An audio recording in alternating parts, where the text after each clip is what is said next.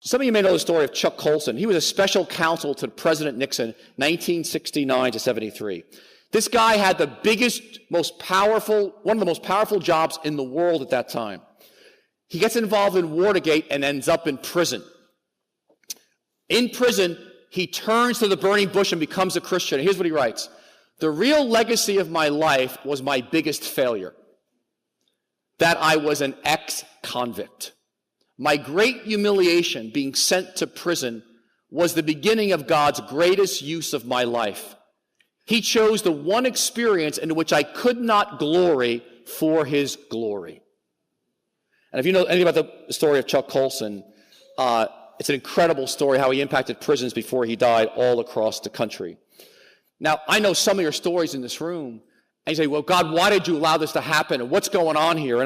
And you say, why, God, why'd you give me this? And I don't know the answer to all that, but I do know this.